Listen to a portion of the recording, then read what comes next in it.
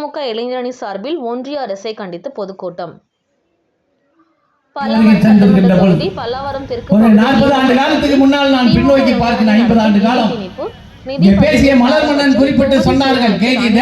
ஒன்றிய அரசை கண்டித்து மாபெரும் பொதுக்கூட்டம் பல்லாவரம் பேருந்து நிலையம் அருகே நடைபெற்றது.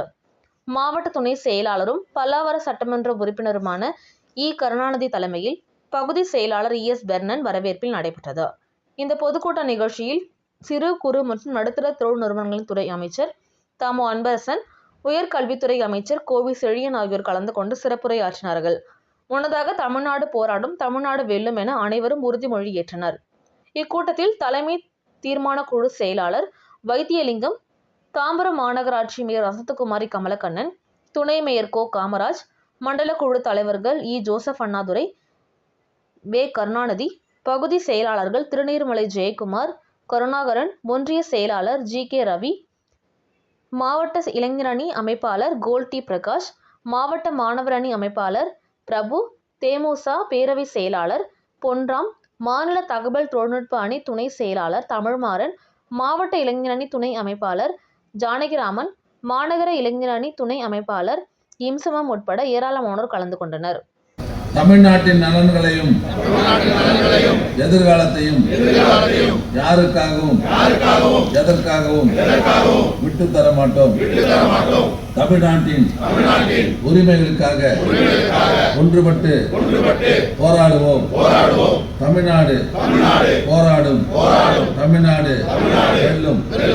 தமிழ்நாடு போராடும், தமிழ்நாடு வெல்லும். தினம் நம்முடைய பல்லாவரம் தெற்கு பகுதி திராவிட முன்னேற்ற கழகத்தின் சார்பில்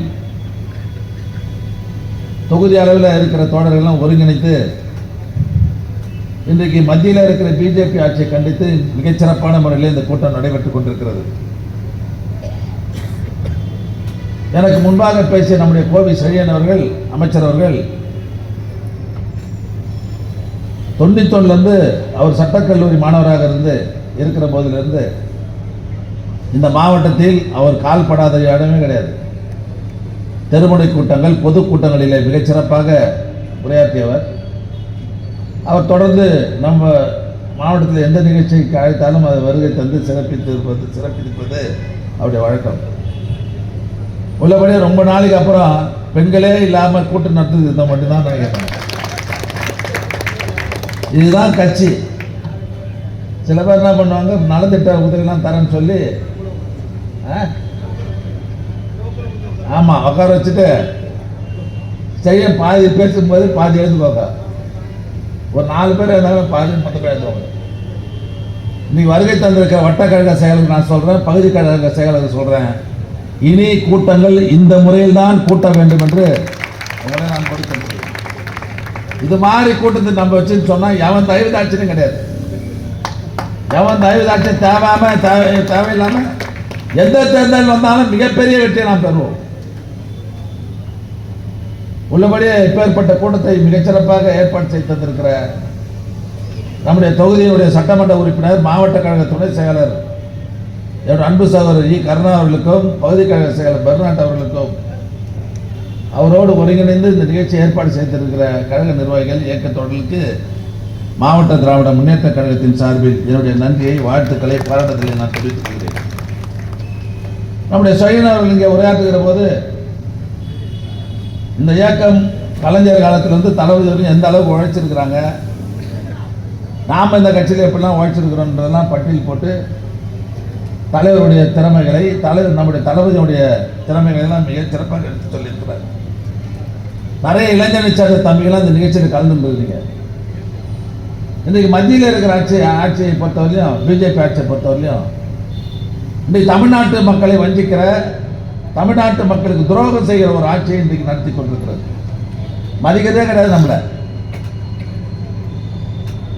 ஆக இன்னளவு என்னன்னா இந்தி திணிக்கிறாங்க. இப்போ 100 நாள் இருக்கா தேசிய மகாத்மா காந்தி தேசிய ஊரக வேலை வாய்ப்பு திட்டம்னு ஒன்று இருக்குது. அதை பேசிருக்க மாட்டாங்கன்னு நினைக்கிறேன். அதனால தான் நான் பேசுகிறேன். அது நகர பகுதிகளில் கிடையாது. தமிழ்நாடு முழுவதும், இந்தியா முழுவதும் கிராம பகுதிகளில் அந்த வேலை நடந்துருக்குது. 2005ஆம் ஆண்டு மன்மோகன் சிங் அவர்கள் பிரதமராக இருக்கிற போது காங்கிரஸ் ஆட்சியில் இந்தியாவில் இருக்கிற ஏழை எளிய மக்கள், கிராம பகுதியில் இருக்கிற ஏழை எளிய மக்கள் வேலை தர வேண்டும், அந்த மக்களை எல்லாம் பசி இல்லாமல் இருக்கணும்னு சொல்லி கொண்டு வந்த திட்டம் தான் இந்த 100 நாள் வேலை. இந்த 100 நாள் வேலையை யார் செய்வாங்க? வசதியார்கள் ரொம்ப செய்வானா? கிராமங்களில் பாவம் ஏழை பட்டினியாக இருக்கிற ஏழை பாழைகள், தாழ்த்தப்பட்ட பிற்படுத்தப்பட்ட மக்கள் தான் அந்த வேலையை செய்வாங்க. அது என்ன வேலைன்னு சொன்னால், அந்த காவா பிடிக்க தண்ணி வர்றதுக்கு காவா சீரமைக்கிறது, குளங்கள் வெட்டுறது, மரக்கன்றுகள் நடுறது, இந்த பழக்கன்றுகள்லாம் நடுறது, வரப்பெல்லாம் சரி பண்ணுறது, ரோடுகளில் செடிகள்லாம் தான் வெட்டி போடுறது, இந்த வேலை தான் பண்ணுவாங்க. நாங்கள் ஊருக்கு போகிற போது, இப்போ எல்லா ஊருக்கு போகிற போது ஆட்சி நம்மகிட்ட இருக்குது. உள்ளாட்சி மன்ற தலைவர் வனஜா மாதிரி எல்லா ஊராட்சியிலையும் யார் இருக்கிறாங்க? நம்ம தான் 90% பேர் தலைவராக இருக்கிறாங்க. ஆனால் ஊர் உள்ள போகிற போது எங்களுக்கு 6 மாதம் சம்பளம் வரல, 5 மாதம் சம்பளம் வரலன்னு சொல்லி யாரை கேட்குறாங்க? அவங்க என்ன நினைக்கிறாங்கன்னா, நம்ம ஆட்சியில் இருக்கிறோம், நம்ம உள்ளாட்சி மன்ற தலைவராக இருக்கிறாங்க உள்ளாட்சி மன்ற பிரதிநிதிகள், ஆக நாம தான் அந்த ரூபாயை பணத்தை நிறுத்திட்டோம் கொடுக்கலன்ற மாதிரி ஒரு தப்பு கணக்கில் போட்டுக்கிறாங்க. இதை நம்முடைய முதலமைச்சர் அவர்கள் இதை நாட்டு மக்கள் தெரிந்து கொள்ள வேண்டும் என்பதற்காக இளைஞரணி சார்பில் இது போன்ற கூட்டங்களை நடத்தி கீழ்மட்டத்தில் இருக்கிற இந்த மக்களுக்கெல்லாம் அந்த விலக்கிட வேண்டும், இந்த செய்தியை அந்த மக்களுக்கு சொல்ல வேண்டும் என்பதற்காக இது போன்ற கூட்டங்களை எல்லாம் நாடு முழுவதும் இளைஞரணி சார்பில் இன்றைக்கு நடத்தி கொண்டிருக்கிறார்கள். நாங்கள் இப்போ விளக்கமாக சொல்லிட்டோம், இது நாங்கள் எங்கள் மேலே தப்பில்லை. இன்னைக்கு மத்தியில் இருக்கிற பிஜேபி ஆட்சி தான் 4034 கோடி ரூபாய் பிடிச்சி வச்சிருக்கிறாங்க. எவ்வளோ? தமிழ்நாட்டுக்கு மட்டும் 4034 கோடி ரூபாய் பிடிச்சி வச்சுக்கின்னு திமுக ஆட்சிக்கு கெட்ட பேர் வரட்டும்னு சொல்லி தராம அந்த ஏழைகளை வயிற்றில் அடித்துக் கொண்டிருக்கிற ஆட்சி யாரு? யாரு? மத்தியில் இருக்கிற மோடி ஆட்சி. ஞாபகம் வச்சுங்க. நீ ஏழைங்களுக்கு வயிற்றில் அடிக்கிறிய, பட்டினியில் விடுறியா, அவன் பணம் கூட தரலையே, ஏழைங்க வயிறு என்ன ஆவாங்க? என்னப்பா ஆவாங்க? அவ்வளோதான். நியாயமா சொல்லுங்க பார்க்கலாம். இன்னைக்கு மும்மொழி கொள்கை, தேசிய பட்டியலில் தேசிய கல்விக் கொள்கையில் நீங்க இடம் பெறணும். நீ அதில் இடம் பெற்றால்தான் அது முன்னாடி அண்ணா அவர்கள் 1968 அன்றைக்கு முதலமைச்சராக இருக்கிற போது 3 முக்கியமான திட்டங்களை கொண்டு வருகிறார். அன்னைக்கு உடம்பு சரியில்லை பாவம், அண்ணாவுக்கு ஹாஸ்பிட்டலில் இருக்காரு. சட்டமன்றத்தில் அறிவிச்சிட்டாங்க இன்னைக்கு வரப்போறாருன்னு. டாக்டர்லாம் போகக்கூடாதுன்னு சொல்றாங்க. நீ தமிழ்நாடுன்னு பேர் வைக்க போறேன், இந்த நிகழ்ச்சி நான் போகலன்னு சொன்னா அது என்னுடைய பிறவியே நட்டதுக்கு அர்த்தம் இல்லை. நான் செத்தா கூட பரவாயில்ல, நான் அந்த நிகழ்ச்சிக்கு போய் தமிழ்நாட்டுக்கு பேச சொல்ல போறேன்ற மகிழ்ச்சியில் சட்டமன்றத்துக்கு போறார். ஆட்சி அந்த 68ஆம் ஆண்டு 3 அற்புதமான திட்டங்களை சட்டமாக்குறார். சுயமரியாதை திருமணங்கள்லாம் சட்டப்படி செல்லுபடி ஆகும். ஏற்கனவே நடந்த திருமணங்கள்லாம் சட்டப்படி செல்லுபடி ஆகும் வந்தது. ஏற்கனவே இருந்த திருமணங்கள் இப்போது நடைபெறுகிற திருமணங்கள்லாம் சட்டப்படி செல்லுபடி ஆகும்னு அன்னைக்கு சட்டம் போடுறார். இருமொழி கொள்கையை எடுத்துன்னு வர்றார். தமிழும் ஆங்கிலம் தான் நமக்கு இருமொழிகள், இதை தான் நம்ம கடைபிடிக்கணும் சட்டமாக்குறாரு. தமிழ்நாடுக்கு தமிழ்நாடுன்னு பேர் வைக்கிறார். இந்த 3 திட்டங்களை அன்னைக்கு அறிவித்திருக்கிறாருன்னா அதை ஏற்றுக்கிட்டு தான் இன்னைக்கு நம்ம நாளெலாம் நீ நிறைய படிச்சிருக்கிறாங்க. இன்னைக்கு நம்ம குடும்பங்கள் யாருன்னா பட்டதாரி இல்லாத குடும்பம் இருக்குதா? பெரியவங்க கூட இன்னைக்கு படிக்காமல் இருப்பாங்க. ஆனால் நம்ம குடும்பங்களில் இன்னைக்கு தமிழ்நாடு முழுவதும் எல்லா குடும்பங்கள்லையும் பட்டதாரி இல்லாத குடும்பமே கிடையாது. நான் உதாரணத்துக்கு சொல்கிறேன், ஒரு 20-25 வருஷத்துக்கு முன்னே ஊராக போய் இளைஞரணி சாப்பிட்டு போனாங்க. ஃபார்ம் எடுத்து போய் அதில் அப்பா பேர் என்ன படிச்சிருக்கிற, என்ன தொழில் எல்லாம் போட்டிருப்பாங்க. ஒரு 100 பேர் ஒரு சின்ன கிராமத்தில் போய் சேர்க்க போகும்போது, நான் சொல்கிறது ஒரு 25 வருஷத்துக்கு முன்னே எவ்வளோ பேர் படிச்சிருப்பான் தெரியுமா? 5 பேர் 6 பேர் மேலே படிச்சே இருக்க மாட்டான். 5-6 பேர் தான் படிச்சிருப்பான். 95 பேர் படிச்சே இருக்க மாட்டான். அது கூட என்ன படிச்சிருப்பான்? 10th SSLC அப்போ அது கூட 1-2 பேர் தான். 8ஆம் கிளாஸு 5ஆம் கிளாஸ் 6ஆம் கிளாஸ் தான். இதுதான் பிள்ளை பண்ணுவோம். இது ஒரு 25 வருஷத்துக்கு முன்ன. ஆனால் இப்போ போய் நீங்கள் அதே ஊரில் போய் 100 பேர் உறுப்பினர் சேருங்க, ஒருத்தர் 2 பேர் தான் படிக்கல, 95 96 பேர் இன்னைக்கு பட்டப்படி படிச்சிருக்கிறாங்க. அந்த நிலையை இந்த நாட்டில் உருவாக்கிய தலைவர் பெருஞ்சர் அண்ணா அவர்கள். நம்மளாம் நிறைய படிச்சுட்டு வெளிநாடுகள் உலகம் முழுவதும் நம்ம ஆள் இல்லாத இடமே கிடையாது. உலகம் முழுவதும் மிகப்பெரிய பொறுப்புகளில் இன்றைக்கு தமிழன் கோலோச்சி கொண்டிருக்கிறார் என்று சொன்னால் அதற்கு காரணமானவர் அண்ணா. அந்த இருமொழி கொள்கைகள் தான் என்பதை நீங்களாம் மறந்துடக்கூடாது. ஆனால் இவ்வளோ நாளாக நம்ம கடைபிடிச்சுன்னு வந்து வரோம். இப்போ நீ மேலே உட்காந்துன்னு மும்மொழி கொள்கை, தேசிய கல்விக் கொள்கையை நீ ஏற்றுக்கணும், அப்போதான் உனக்கு 2152 கோடி ரூபாய் கொடுக்க வேண்டிய பணத்தை உனக்கு கொடுப்பேன்னு சொல்றியே. என்ன தைரியம்? என்ன தைரியம்? இன்னைக்கு ஆசிரியர்களுக்கு சம்பளம் கொடுக்க முடியல, மாணவர்களுக்கு தேவையான உதவிகள் செய்ய முடியல. இது துரோகம் இல்லையா? உன் கொள்கையை நாங்கள் ஏற்றுக்கணுமா? யார் பொறாவாத?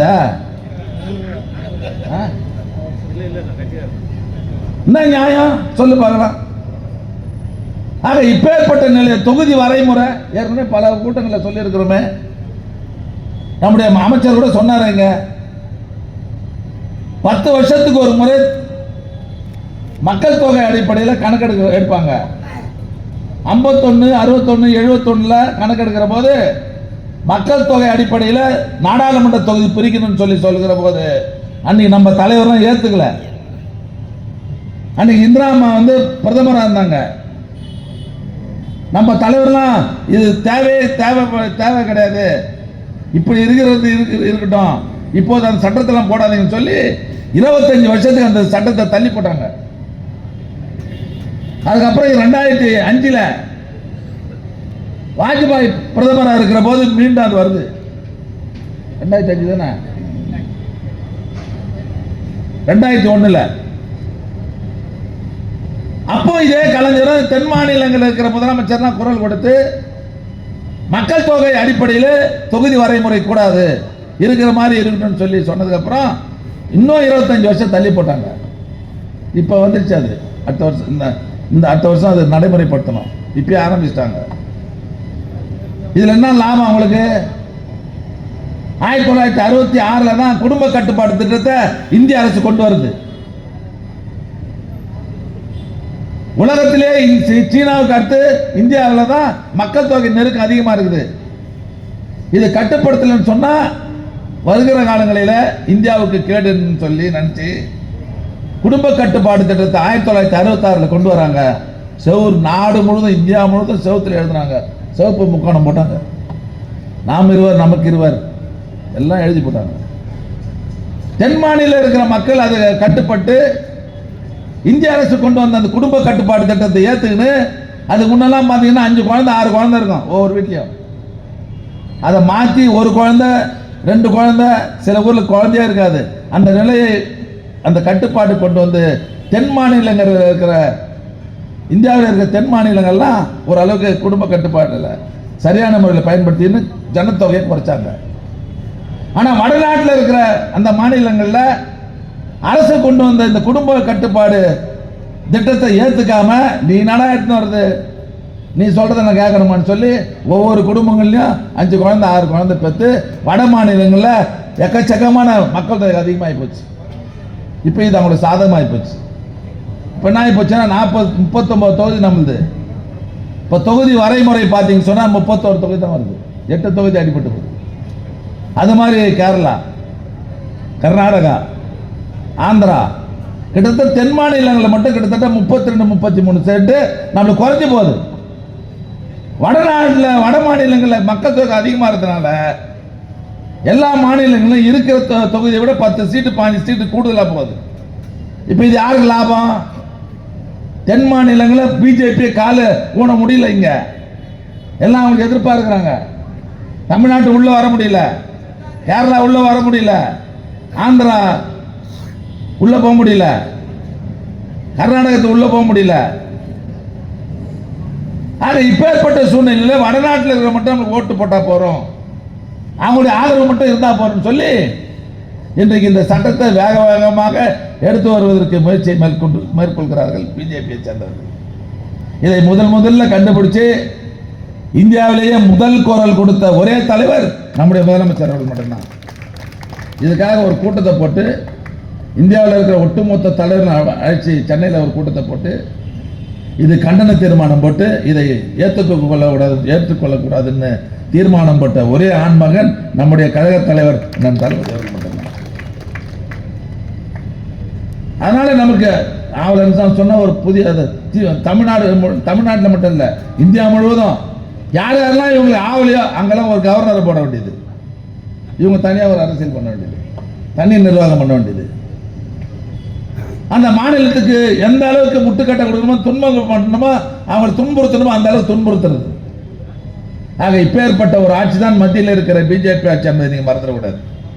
இன்னைக்கு தேர்தல் நெருங்குது.